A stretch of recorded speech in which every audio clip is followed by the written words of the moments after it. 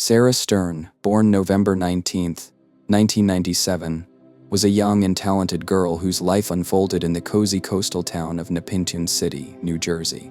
She grew up surrounded by love and support from her family, friends, and neighbors. Her bright personality and unquenchable energy made her popular among her peers, and her talent for drawing was admired by many. Sarah was the only child in the family of Michael and Lynn Stern. Her parents were always supportive of their daughter, developing her interests and encouraging her desire to create. Even from a young age, Sarah loved to draw. Her first works, simple sketches of animals and landscapes she saw around her, were carefully preserved by her mother in special albums.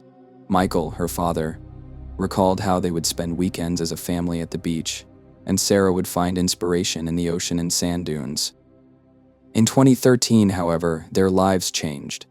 Lynn, Sarah's mother, passed away after a long illness, leaving a huge void in the family's life. For Sarah, this loss was a turning point. Her father tried to be there for her and support her, but their little family was never the same again. However, even after this tragedy, Sarah found the strength to continue living, drawing, and planning for the future. School years became for Sarah a time when she revealed herself as a creative and friendly person. She actively participated in school activities, including art exhibitions and charity fairs. Teachers noted her rare ability to find a common language with a variety of people. Her classmates recalled that Sarah was always ready to help or support in a difficult moment. One of her favorite places was the library, where she spent hours studying books on art history and biographies of famous artists. Her dream was to become a professional artist and someday open her own gallery. Sarah made friends easily, but she was especially close to Liam McCatisney. They met as children when their parents were neighbors. Liam and Sarah spent a lot of time together, walking along the beach or discussing school events. At first glance, their friendship seemed genuine, but as it would later turn out, Liam had his own motives for maintaining this relationship. Another close friend of Sarah's was Preston Taylor, with whom she often spent time at sporting events and cultural gatherings.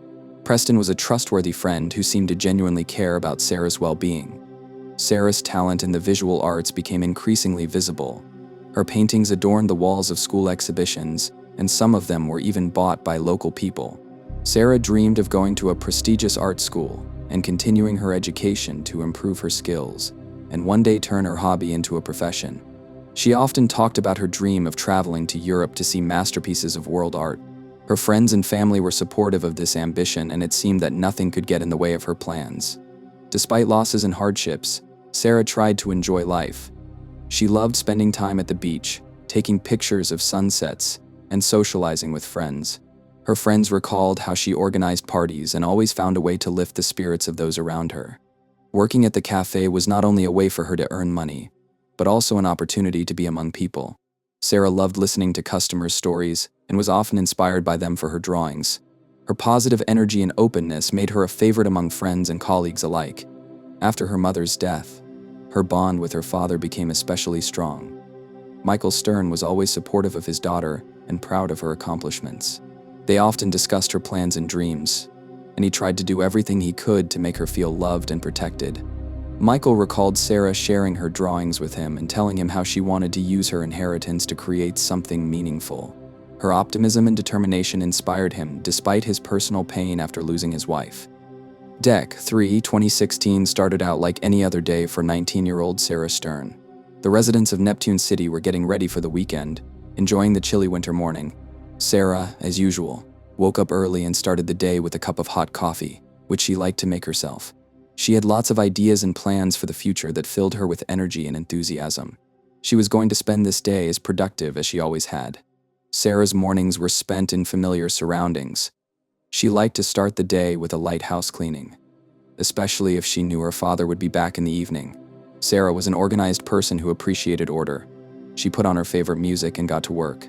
The warm light of the winter sun flooded her home, creating a cozy atmosphere.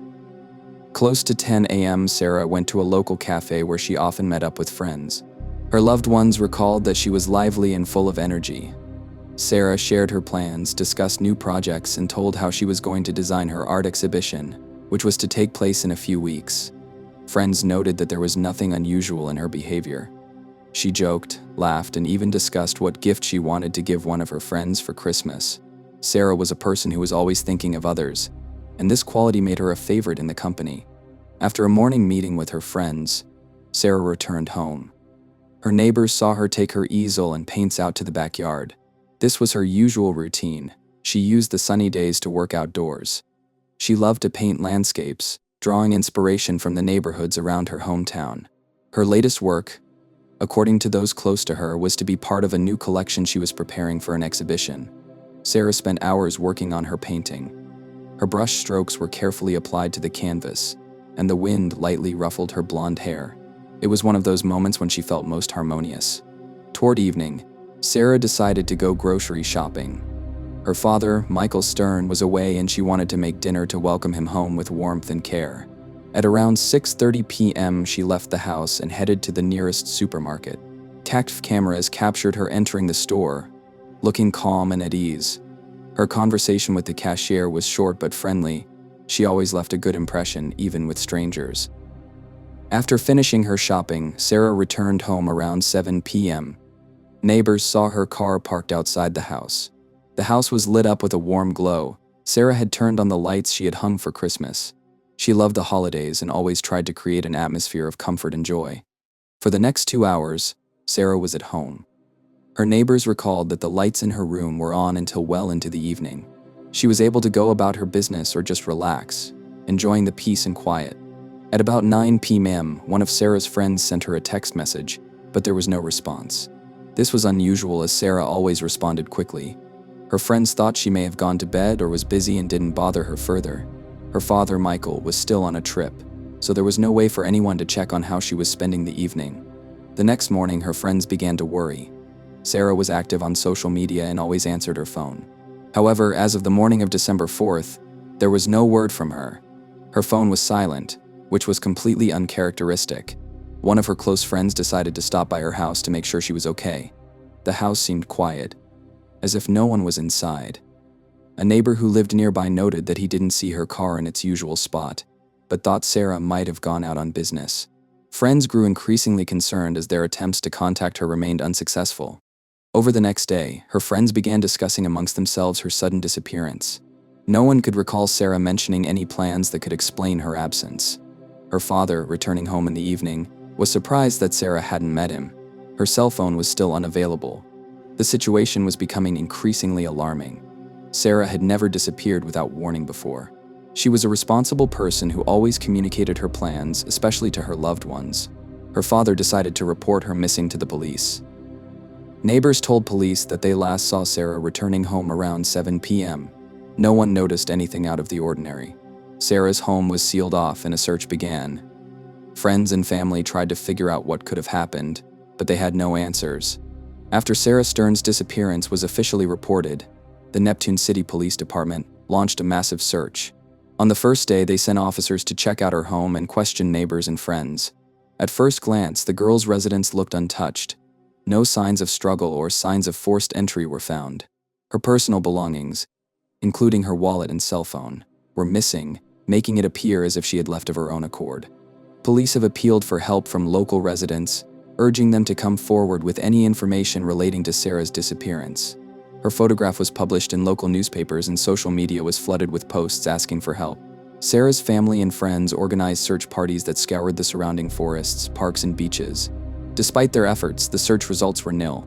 While the police considered the possibility that the girl may have left home voluntarily, her friends and family argued that this was not like her. Sarah had always been a responsible person who would not disappear without an explanation. This fact made investigators wonder about a possible criminal background to her disappearance. Amid growing concern from friends and family, the name of Liam McAdesney, Sarah's childhood friend, caught the attention of police. His friends and acquaintances began recalling details that seemed suspicious. According to them, Liam had begun acting strangely in recent weeks. He was no longer joking around like he usually did and was visibly tense. One mutual friend even recalled Liam mentioning the money Sarah had inherited. He spoke of it with envy, insinuating that such sums shouldn't belong to one person. This information led the police to invite Liam in for the first interview. At the meeting, he seemed calm and confident, willingly answering questions. Liam revealed that he and Sarah had been close friends since childhood. He described her as an intelligent and kind girl who, however, often complained to him about her life. According to him, Sarah had mentioned more than once wanting to leave Neptune City to start from scratch elsewhere. Under questioning, Liam claimed to have seen Sarah the day before she disappeared. They met to discuss her plans. According to Liam, Sarah shared with him that she wanted to use the money left to her by her mother to move to another city. She said that she was tired of the small town and felt that her creativity required new horizons. Liam revealed that he supported her decision, although it made him sad because he didn't want to lose a friend. Liam also added that Sarah had always been determined and wasn't afraid to make bold decisions. He suggested that she might have left without telling anyone to avoid questions and arguments. When asked if he had any idea where she might have gone, Liam replied that he had no idea. His version seemed convincing, and at that point the police had no reason to suspect him of anything serious. In parallel with Liam's questioning, the police continued to interview other friends and acquaintances of Sarah. Many of them confirmed that she had indeed discussed her future plans, but no one had heard from her about her intention to leave anytime soon. Her father, Michael Stern, flatly rejected the theory that Sarah might have disappeared voluntarily.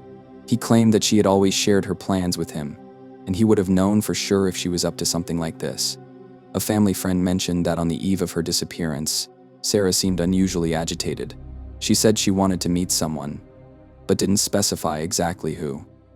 This detail interested the police, but no further information about her meetings or phone calls could be found. Against the background of the lack of concrete evidence, the police continued to stick to the version of voluntary disappearance. However, Liam's strange behavior and his interest in Sarah's money did not give investigators rest. They began examining his financial transactions and phone records to see if he had somehow tried to access her funds. Meanwhile, Sarah's friends increasingly shared their suspicions. One of them recalled Liam mentioning that they could do something worthwhile with the inheritance. Those words, spoken in passing, took on new meaning against the backdrop of her disappearance. Despite numerous efforts, the police were unable to find anything that could shed light on Sarah's whereabouts. Her phone did not signal and her bank accounts remained untouched. These facts undermined the version of voluntary departure and increased suspicion of a possible crime.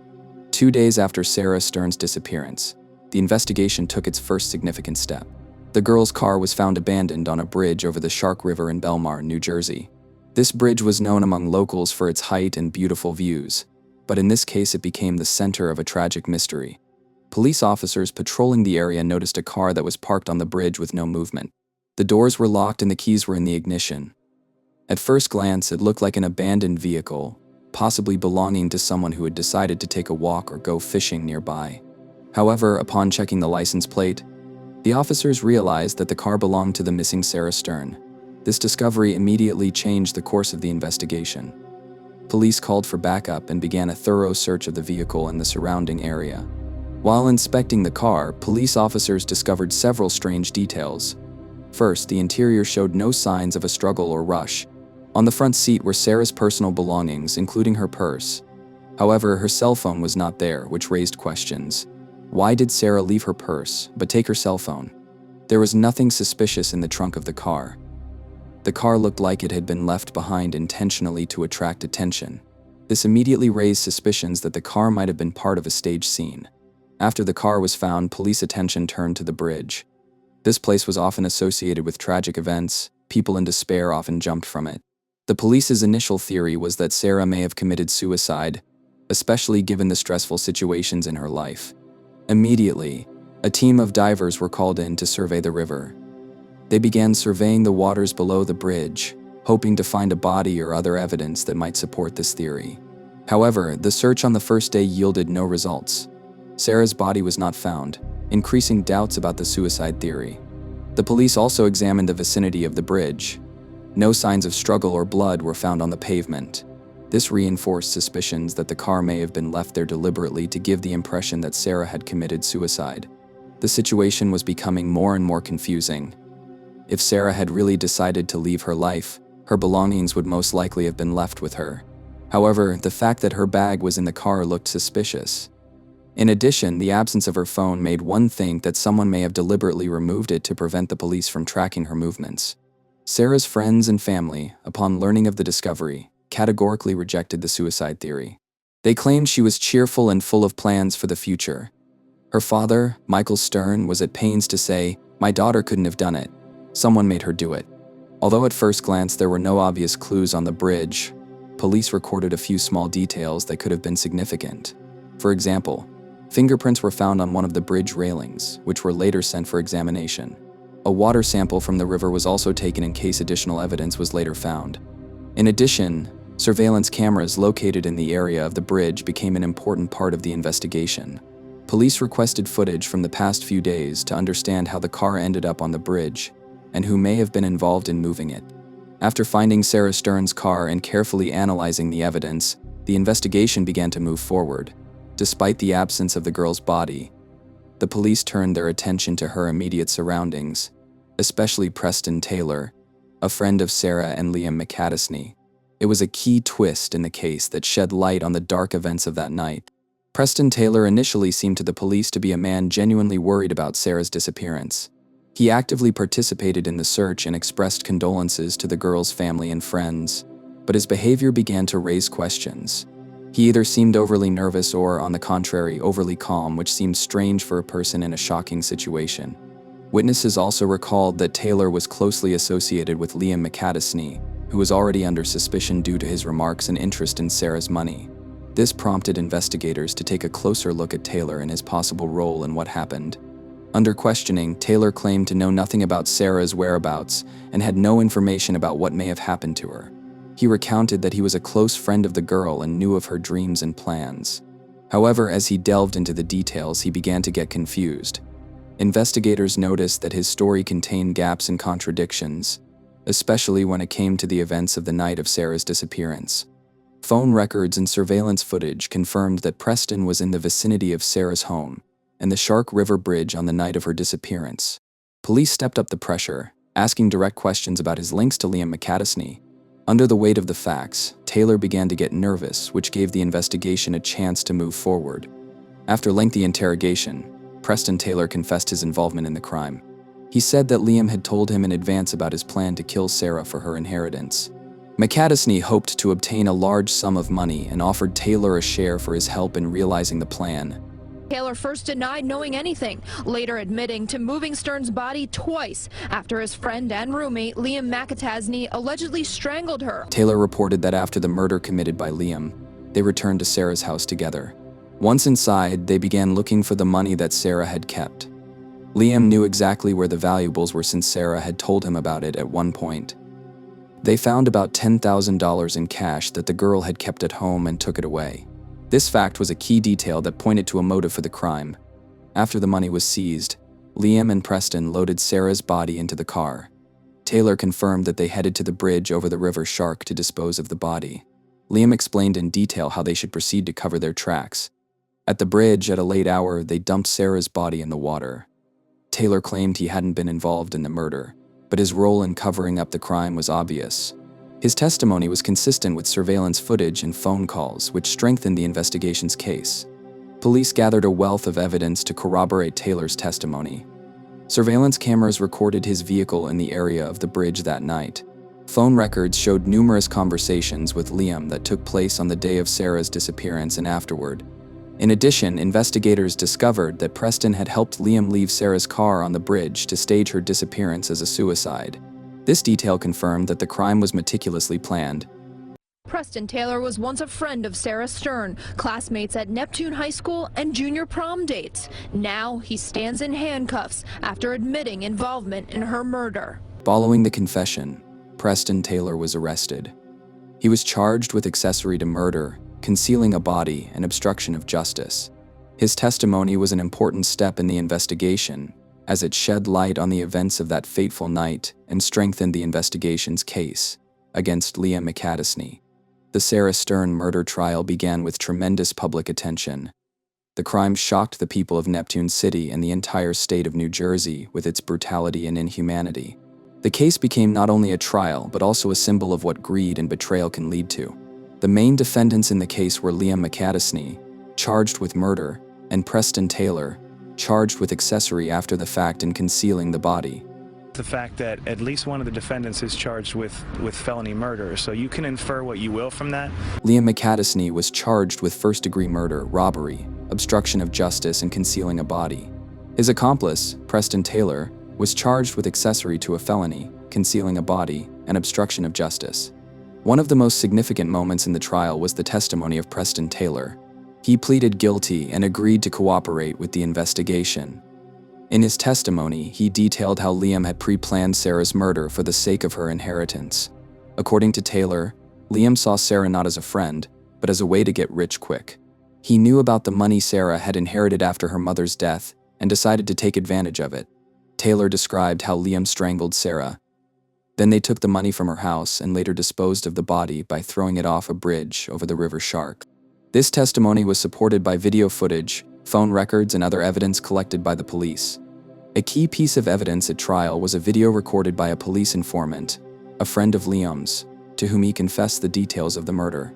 In the video, Liam talked about how he strangled Sarah, described her last moments, and even laughed, saying the process took longer than he expected. This video was the crucial piece of evidence that shattered Liam's defense. Additional evidence included phone records that confirmed Liam and Preston were on the bridge the night of Sarah's disappearance, as well as surveillance footage of their cars near the crime scene. Liam's defense tried to challenge the validity of the video, claiming it was made under duress. They also claimed that Preston Taylor testified to mitigate his sentence, and that his word could not be considered completely reliable. However, the abundant evidence and the consistency of the witnesses' testimony left little chance of an acquittal verdict. At the end of the trial, the jury found Liam McAdesney guilty on all charges. The judge gave him the harshest sentence possible, life in prison without parole. This sentence meant that Liam would never go free. Preston Taylor, who agreed to cooperate with the investigation and testify against Liam. His confession and help in establishing the crime pattern allowed the court to reduce his sentence, but his role in covering up the murder remained a serious offense. The sentencing of Liam and Preston elicited widespread public reaction. Many residents of Nepentune expressed relief that justice had been served, but at the same time, Sarah's tragedy left an indelible mark on their hearts. Her father, Michael Stern, noted in his comments that the verdict would not bring his daughter back to him, but at least the perpetrators were punished. Sarah's case shocked the residents of Nepentune and the entire state of New Jersey. Many still cannot believe that a crime of such brutality could have been committed by a man Sarah considered a friend. A city that seemed quiet and safe became a symbol of tragedy caused by greed and cold-bloodedness. Sarah Stern's story made society think about the importance of personal safety and trust. Her death became a lesson that sometimes even those closest to her can hide their true intentions. City officials and activists began to focus more on preventing crimes based on self-serving motives. Sarah's father, Michael Stern, was left broken after the tragedy, but found the strength to fight for justice. He tirelessly followed the investigation and trials to ensure that those responsible were given the punishment they deserved. After the trial, Michael established a foundation in his daughter's memory to help find missing people and assist their families. The Sarah Stern Foundation has become an important initiative that continues her legacy of helping others. Her name is now associated not only with tragedy, but also with good deeds that can save the lives of others. Sarah Stern's case also demonstrated the power of justice. Despite the challenges, the police, witnesses, and prosecutors were able to gather compelling evidence to convict the perpetrators. It is an example of how detailed and hard work can lead to justice. At the same time, Sarah Stern's story remains a warning that greed and envy can lead to irreversible consequences. Her death reminds us of the fragility of human life and the importance of appreciating everyone around us. Sarah Stern's life was cut short too soon, but her memory lives on in the hearts of those who loved her. This tragedy showed that despite the horrors associated with this case, the world is not indifferent. The perpetrators were punished, and Sarah's legacy continues to do good, inspiring others to fight for justice.